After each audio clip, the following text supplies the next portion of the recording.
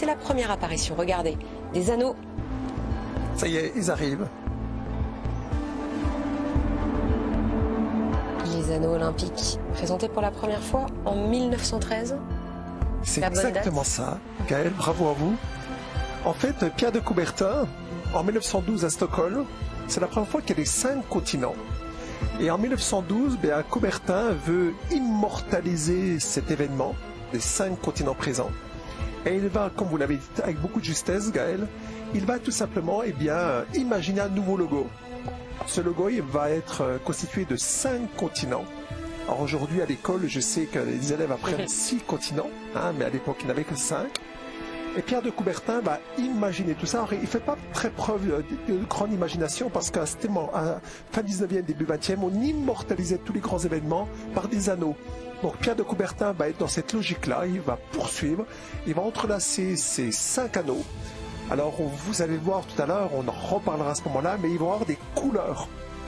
Et tout au début, on vous a parlé des couleurs primaires. Et vous allez comprendre que ces couleurs, elles ne sont pas choisies de manière... tout à fait au hasard. Tout à fait au hasard, absolument.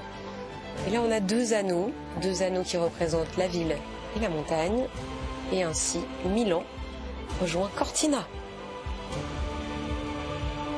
Et on voit ici que c'est en harmonie que s'unissent les peuples, les lieux et les générations. C'est la philosophie de ce tableau, ville et montagne.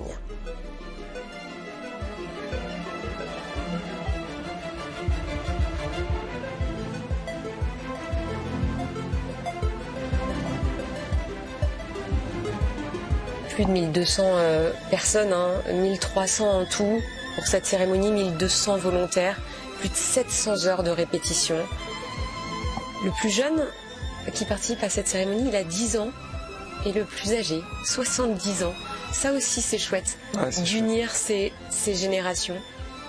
Plus de 1400 costumes, 70 coiffeurs, 110 maquilleurs qui ont œuvré tout l'après-midi pour préparer tous ces performeurs. Regardez le lien, l'union entre Milan et Cortina, les deux premiers anneaux qui sont dans le stade de San Siro. Ça fait du bien, comme de voir un peu cette poésie, un peu ce calme, cette joie, cette cohésion, cette envie d'être ensemble. On est bien dans harmonie, ce mot grec. C'est moi où je vois de la pluie. J'ai l'impression qu'il pleut. Une cérémonie sans pluie. Ben oui. Ça doit rappeler beaucoup de choses, je pense, à Tony Estanguet, avec cette cérémonie d'ouverture de Paris 2024 qui restera marquée dans nos esprits. Et pas que. Eh oui, et pas que. Avec la pluie. Ah, ça y est, voilà les deux autres qui arrivent. Mais il en manque un encore, je crois. Oui, vous êtes impatient, Eric. Ça va venir. Ah, regardez, voilà. ils sont tous là, les 5 anneaux olympiques qui montent dans le ciel de Milan, dans ce magnifique stade de San Siro. 75 000 personnes. Pour nos auditeurs qui nous suivent sur Eurosport, ces 5 anneaux symbolisent effectivement les 5 continents, comme l'a voulu Pierre de Coubertin. C'est un des symboles les plus connus au monde, on a tendance à dire. Et ces 5 anneaux, voilà, qui vont tout simplement s'entrelacer. Voilà.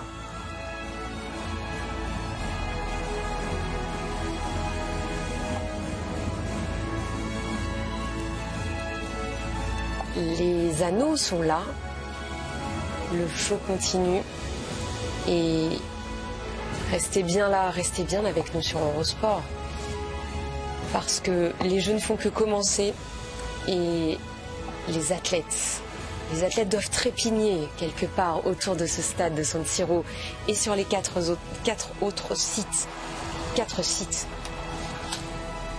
parce que la parade va bientôt démarrer. Regardez, les anneaux, ça y est, cette fois, sont dans le ciel.